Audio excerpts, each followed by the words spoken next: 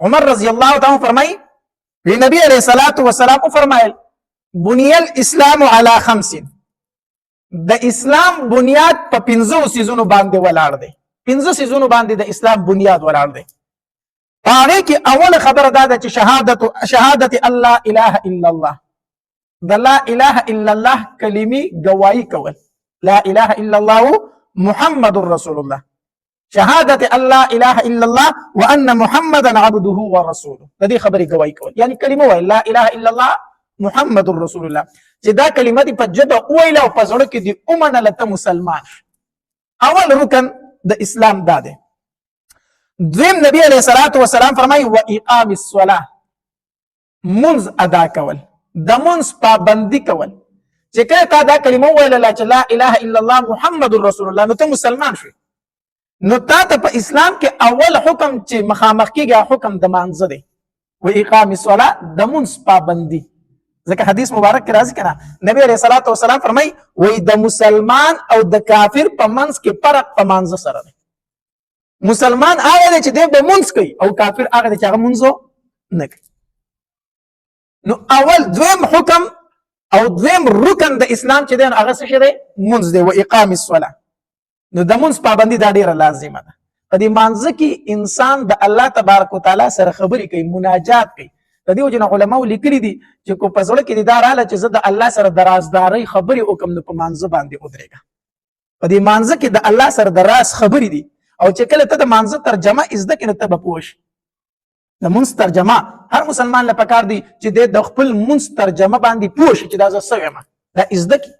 نو چې کله ته د منځ ترجمه پوه کړې تا ته به پته ولګي چې دا د الله تبارک وتعالى سره خبرې کوم ایاک نعبد خاص تعالی ر بندگی کو و ایاک نستعين خاص تعالی مدد غواړم دا الله سره لګي کنه الله ستا بندگی کوم ستانه مدد غواړم الله ماته سم لار خیا الله د گمراهانو او د غضب شو خلق لار راته مخه الله د نیکانو خلق لار راته مخه اوس دا ټول د الله تبارک وتعالى سره خبرې دي کړې دي نو په منځ کې د الله تبارک وتعالى سره خبرې کول دي الله تبارک وتعالى خپل مشکلات مخې ته کول دي د هغه کې د الله تبارک وتعالى نه مدد غوښتل دي د دې وجنه د نبی علیہ الصلوۃ والسلام او د صحابه کرامو طریقه دا و چې کله به هم مشکل راغی نو هغه په منځ ودرېدل په منځ کې به الله نه غوښتل کنه مشکل به راغله نو هغه به د الله تبارک وتعالى سره خبرې په منځ کې شروع کړي نو د انسان ضرورت خو زیات دي کنه مشکلات زیات دي کنه د دې وجنه مونږ هم د ورځې سو پیری دي 15 پیری د انسان مشکلات زیات دي د انسان ضرورت زیات دي حاجات زیات دي د دې وجنه مونږ هم د ورځې 15 پیری دي چې په دې 15 ټایم کې ته الله تبارک وتعالى سره خبرې کوي اذم رکن د اسلام چې دا هغه څه شری و اقام الصلاه د منځ ادا کول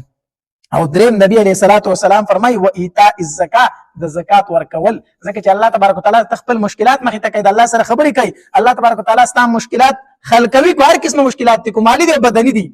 نبی الله تبارک وتعالى فرمای زه دې مشکلات حل کوم ٹھیک شو نو زه تعالی درک لکم چې دا درک لکم په دې کې لږ غونټه کیسه د غریبانو د پاره هم مقرر کا لږ غونټه کیسه په غریبانو لور کوا نو و ایتاء الزکات دریم زکات ورکول او اجر سلورم رکن د اسلام وحج البيت د بیت الله شریف حج کول دا د هغه چا باندې فرض دی چې څوک طاقت لري دومره طاقت شته دی چې د حج داخله هم کولی شي ال تتلی شي بیا واپس راتلی شي او دومره نفقه په کور کې پرې خوده شي چې د راتلو پوری د بچي استعمال کی